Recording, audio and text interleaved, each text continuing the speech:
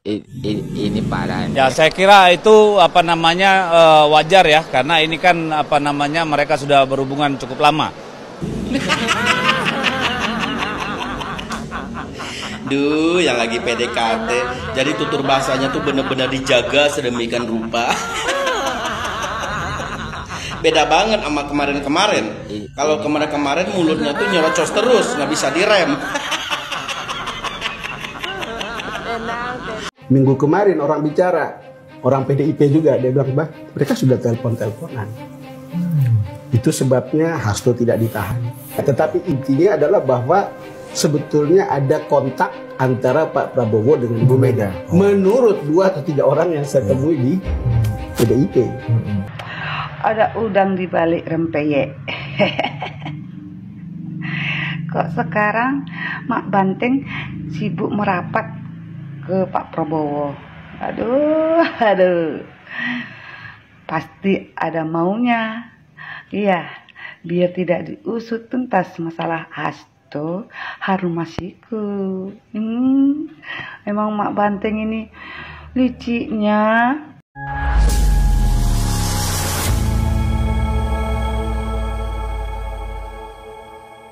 Assalamualaikum warahmatullahi wabarakatuh, saudara-saudaraku sebangsa dan setanah air. Dimanapun kalian berada, semoga kalian selalu dalam kondisi sehat walafiat. Berjumpa lagi dengan saya di Gaspol Update ya. Kami bukanlah buzzer pihak manapun, kami hanya menyajikan keputusan ada di tangan Anda. Teman-teman, ini ada video yang menurut saya cukup menarik, yakni tentang kabar yang datang dari partai terbesar di Indonesia ya. Tidak perlu saya sebutkan nama partainya, karena walaupun tidak saya sebutkan namanya, teman-teman sudah pasti mengerti gitu loh. Partai terbesar ya kan, berlambang apa? Kebo? Bukan. Jangan gitulah ya toh. Enggak lah, lambangnya lain. Ya itulah pokoknya ya, yang suka nyinyir dan menyerang Jokowi ya. Nah teman-teman, konon sekarang ada aroma-aroma bahwa partai tersebut akan merapat ke pemerintahan Prabowo Subianto. Waduh, beneran gak sih ya ini? Ya ini sih dugaan saya ya. Mungkin saja gitu loh. Mereka saat ini mulai berpikir untuk mendukung pemerintahan yang sedang berjalan gitu ya, karena sekjennya sudah menjadi tersangka ya, dan kader-kader elit lainnya di partai tersebut juga sudah terancam ditersangkakan juga. Bahkan juga saya mendengar kabar beberapa waktu yang lalu Ibu Ketum juga menjadi target. Akhirnya, mau tidak mau mereka pun akhirnya mengibarkan bendera putih. Ini dugaan saya, ya toh. Dugaan saya. Kalau dianggap keliru, ya silakan tulis di kolom komentar sebagai sebuah koreksi. Gitu aja, ya toh. Nah, bagaimanakah videonya dan bagaimanakah respon netizen? Mari kita tonton bersama, kemudian mari kita komentari bersama di bagian akhir video. Ini dia. Ini parah. Ya, saya kira itu wajar ya, karena ini kan mereka sudah berhubungan cukup lama. Duh, yang lagi PDKT, jadi tutur bahasanya tuh bener-bener dijaga sedemikian rupa. Beda banget sama kemarin-kemarin. Kalau kemarin-kemarin mulutnya tuh nyerocos terus, nggak bisa direm.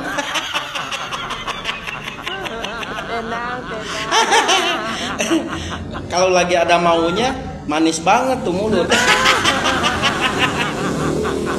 Ini ada 2 kemungkinan nih.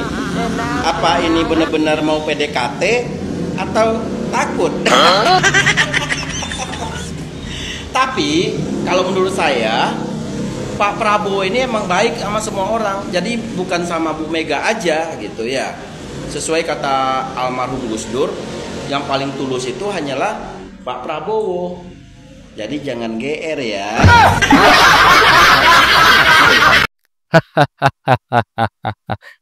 Saya dari tadi mau ketawa sungkan gitu ya, sungkan mengganggu teman-teman yang sedang menyaksikan video ini gitu kan. Iyalah, sebetulnya saya ingin ketawa. Ketawa gimana? Apa yang disampaikan oleh Mas Jimmy Suwilo ini bener banget gitu loh. Kemarin-kemarin garang kali kau ini, ya kan? Serang Jokowi, serang keluarganya, serang pemerintahan, serang Prabowo, serang Gibran. Sekarang macam kayak gini, macam kayak udah kibarkan bendera putih aja gitu. Perkataannya ditata ya agar tidak ada kesalahan, agar tidak menyinggung. Kemarin nyinyirnya ya kurang-kurang macam gimana gitu ya. Eh, udah sampai ke ubun-ubun nyinyirnya ya kan. Sampai 7 turunan sakit hatinya. Nusuk banget ke jantung kalau udah nyinyir ini orang gitu.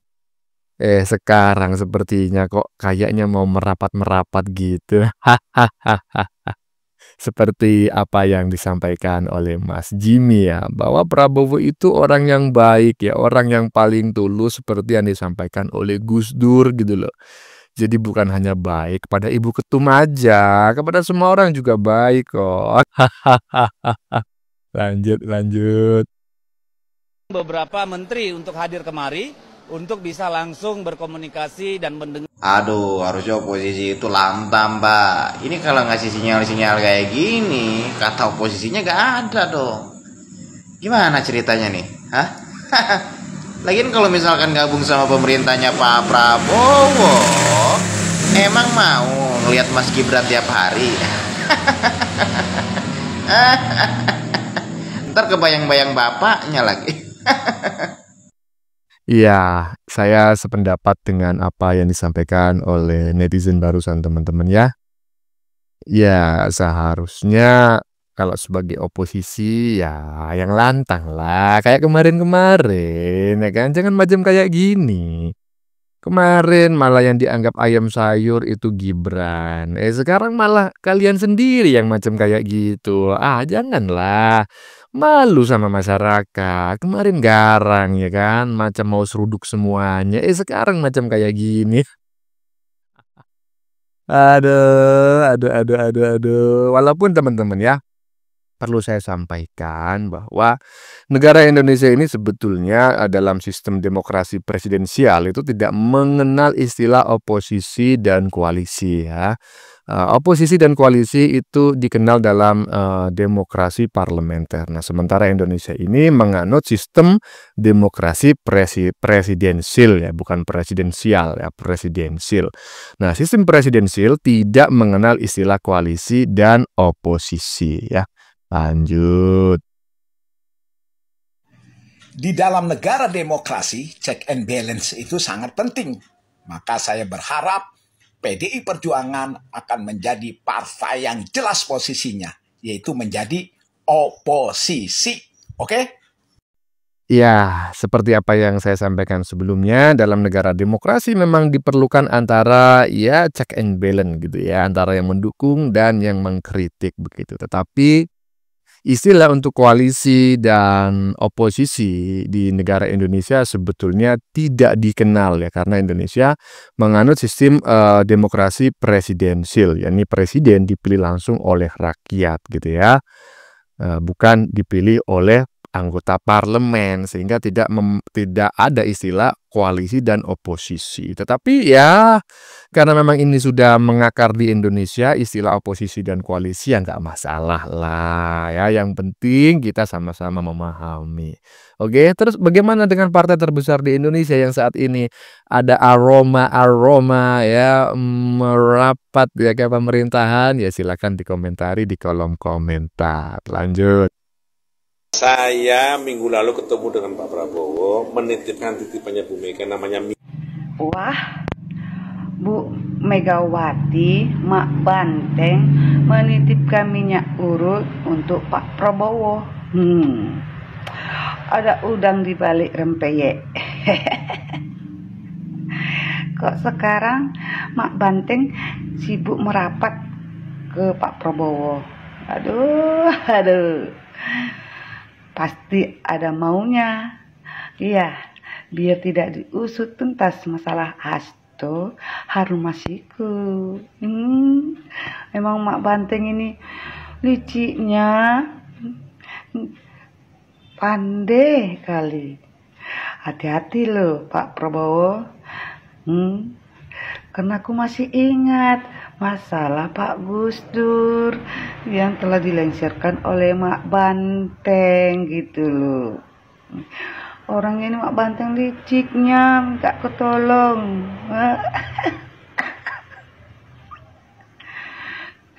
Sibuk sekarang sejak ada kasusnya Hasto.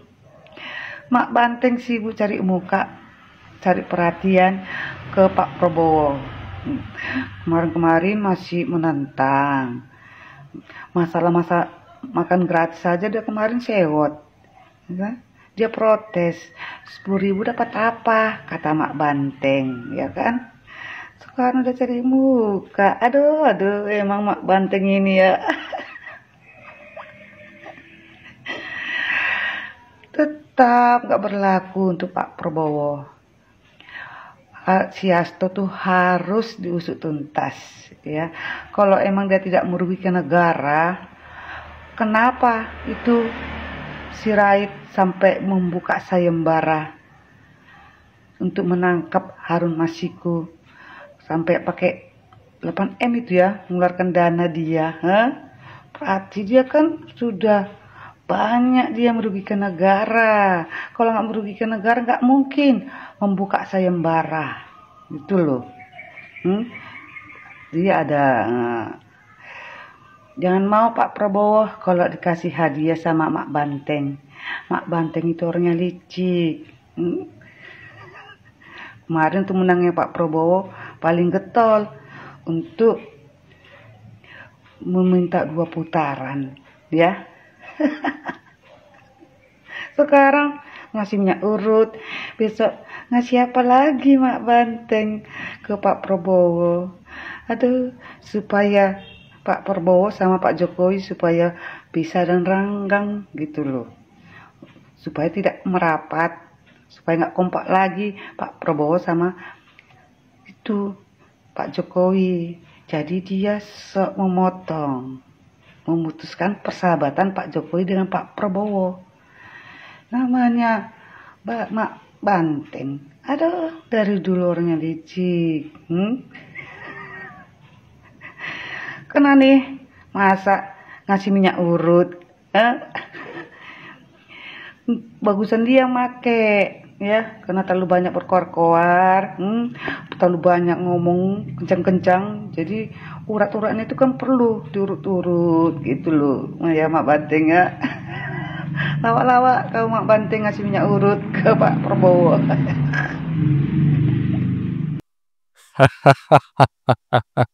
Ya, teman-teman ya, sudah kita dengar bareng-bareng pernyataan ya, komentar atau reaksi netizen mengenai pernyataan dari Ahmad Muzani ya, yang mengatakan bahwa dirinya bertemu Pak Prabowo sekaligus menyampaikan titipan Ibu Ketum ya, minyak urut lah begitu. Nah, dan saya tidak mau mengomentari pernyataan netizen perempuan berbaju merah barusan ya, karena ya sudah kita dengar bareng-bareng dan cukup jelas menurut saya. Saya cuma ingin mengomentari apa yang disampaikan oleh Ahmad Muzani gitu loh.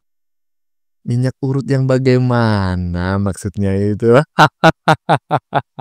Hah? Minyak urut yang diurut apanya? Ini kok saya menjadi macam kayak gimana gitu ya? Kayak mendengarnya ini agak sedikit genap gitu. Genap apa ganjil ya? Ganjil lah. Kok bisa-bisanya Ibu Ketum ya kan menitipkan minyak urut kepada Pak Prabowo gitu.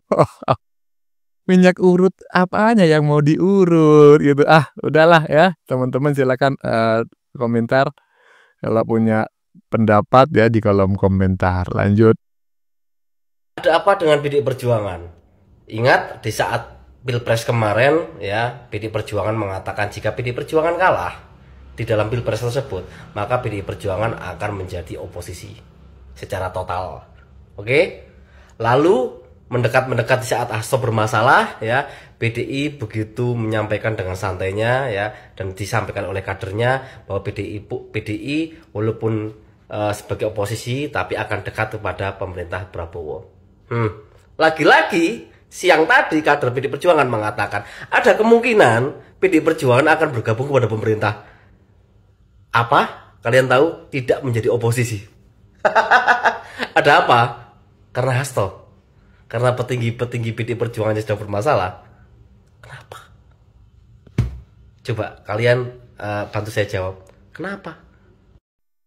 Ya seperti itulah ya dalam dunia politik ya. Jadi memang politik itu dinamis ya, termasuk di Indonesia, dan saya yakin juga di negara-negara lain perpolitikannya juga cukup dinamis, apalagi negara yang sistem pemerintahnya itu berbasis demokrasi lah, seperti itu ya.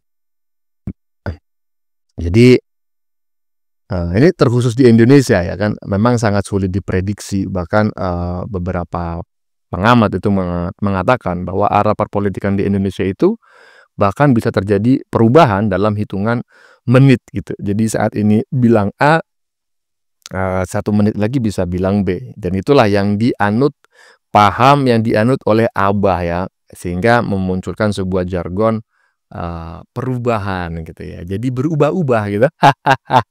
Sekarang bilang A, nanti bilang B, lusa bilang C ya, nanti minggu depan bilang Z gitu, nanti bilang A lagi ya, seperti itulah perubahan ya.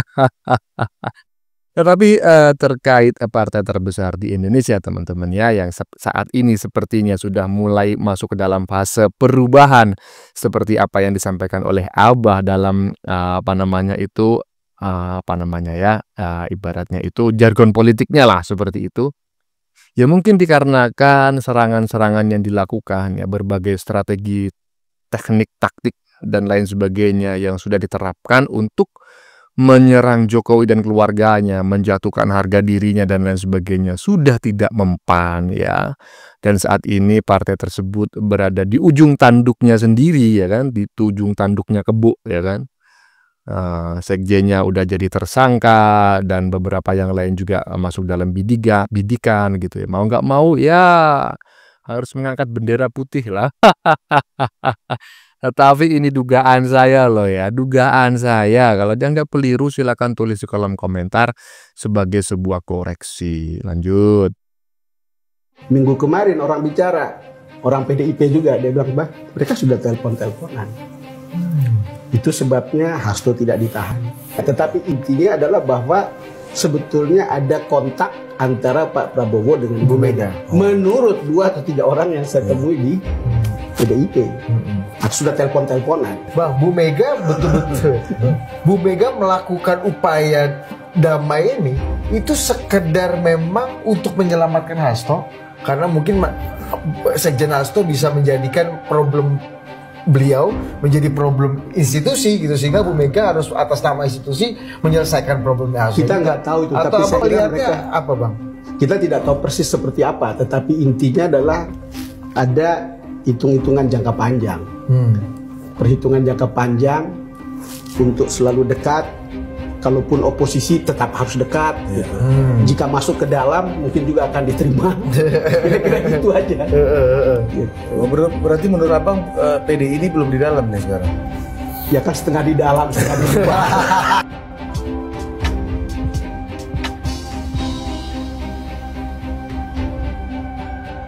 Wah, ini beneran gak sih yang disampaikan oleh Don Bosco barusan ya?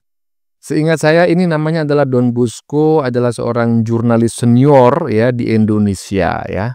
Dan tadi sudah kita dengar bareng-bareng bahwa sudah ada pembicaraan lah, komunikasi yang dilakukan oleh Ibu Ketum dengan Prabowo sebagai seorang presiden ya, saling telepon-teleponan untuk menyelamatkan, dalam tanda kutip ya, menyelamatkan Sekjen Moncong Kura-Kura.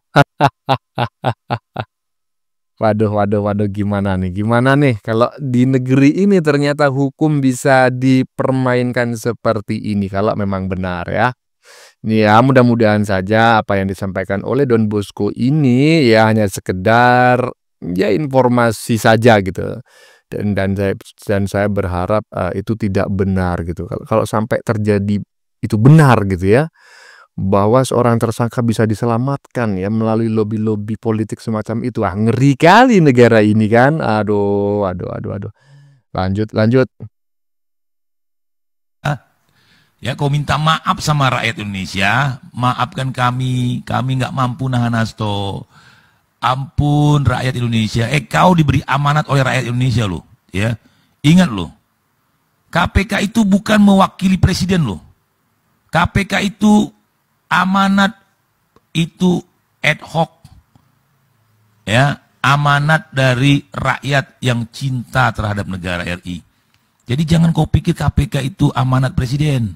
KPK itu amanat rakyat.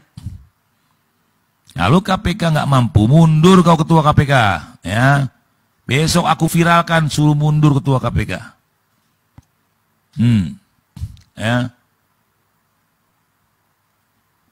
Iya dong, KPK itu harus netral. Kalau kau KPK, kalau kau nggak mampu menahan hasto, bebaskan hasto dan kau minta maaf sama rakyat Indonesia. Ya. Giliran Tom Lembong kau tangkap langsung, ya. Tom Lembong nggak ada banyak cincong, langsung ditangkap. Nah, ini mantap nih ya kan. Iyalah, harus ditahan ya kan menurut netizen barusan ya. Nah,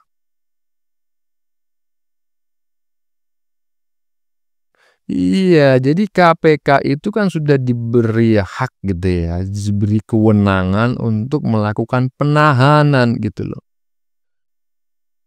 Iya, kenapa gitu? Apakah yang disampaikan oleh Don Bosco barusan itu benar? Sudah ada ya komunikasi yang dilakukan oleh Ibu Ketum kepada Presiden ya dalam tanda kutip untuk menyelamatkan Sekjen Moncong Kura-Kura yang tukang nyinyir itu ya toh. Mungkin juga ya ada komunikasi juga dalam tanda kutip deal-dealan lah begitu. Kalau memang Sekjen Moncong Kura-Kura tidak ditahan begitu, partainya tidak lagi menyerang pemerintahan dan lain sebagainya. Kalau itu saya tidak mengerti teman-teman ya. Itu sudah bagian dari lobby politik tingkat tinggi. Tetapi yang jelas sebagai rakyat biasa, rakyat jelata, kami hanya berharap bahwa hukum di negeri ini harus ditegakkan dengan baik dan seadil-adilnya. Kalau memang yang bersangkutan Sekjen Moncong Kura-Kura ini ya layak ditahan karena sudah jadi tersangka loh ya, silakan ditahan ya kan, silakan dilanjutkan kasusnya, jangan dipeti eskan gitu. Iyalah. Oke teman-teman ya, sudah kita saksikan bersama beberapa video yang sudah kami sajikan. Tadi di bagian depan kita lihat bersama video tentang Mas Jimmy Swillow yang mengomentari pernyataan salah satu kader elit partai terbesar di Indonesia, spesialis nyinyir ya. Siapa lagi kalau bukan si itu ya. Ya itulah. Tentu teman-teman sudah mafhum lah ya, sudah paham. Yang tadi kita lihat bareng-bareng pernyataannya sangat halus tiba-tiba gitu ya, dan sopan, sepertinya ditata gitu ya, takut ada yang salah, padahal kemarin nyinyirnya aduh kagak ketulungan gitu. Menyerang Pak Jokowi, menyebut Pak Jokowi Mulyono lah, macam kayak gini lah, macam kayak gitu. Tadi omongannya kayak macam udah mengibarkan bendera putih. Padahal biasanya modenya mode seruduk gitu ya. Dan selalu menyerang pemerintahan. Ada apa gerangan? Apakah yang disampaikan oleh Don Bosco tadi benar? Ya, kita lihat aja bareng-bareng perkembangannya ke depan. Oke, teman-teman, konten yang baru saja kita saksikan ini adalah tentang kabar menarik yang datang dari partai terbesar di Indonesia. Tidak perlu saya sebutkan namanya, karena walaupun tidak saya sebutkan namanya, teman-teman sudah pasti mengerti ya partai terbesar di Indonesia cuma satu, ya loh, iyalah. Ya itulah pokoknya ya, yang suka nyinyir itu kadernya, kader-kader elitnya ya kan, dan suka menyerang Jokowi, keluarganya dan pemerintahan gitu. Nah teman-teman, konon ya sekarang ada aroma bahwa partai tersebut akan merapat ke pemerintahan ya, dan tadi sudah kita lihat bareng-bareng videonya. Ya mungkin karena sekjennya sudah menjadi tersangka dan kader-kader elit lainnya terancam ditersangkakan juga. Ibu ketum juga masuk dalam bidikan, ya konon seperti itu konon ya. Akhirnya mau tidak mau ya mereka harus mengibarkan bendera putih lah ya. Tetapi ini dugaan saya teman-teman ya, kalau dianggap keliru ya silakan tulis di kolom komentar sebagai sebuah koreksi ya. Bagaimana menurut kalian? Keputusan ada di tangan Anda, silakan tulis di kolom komentar baik Anda yang setuju maupun yang tidak setuju dengan isi konten ini. Sebelumnya saya memohon maaf jika dalam penyajian konten ini ada kata-kata yang menyinggung, kurang tepat penggunaannya atau ada data yang dianggap keliru atau salah. Saya memohon maaf yang sebesar-besarnya. Kita jumpa lagi di lain video. Salam NKRI.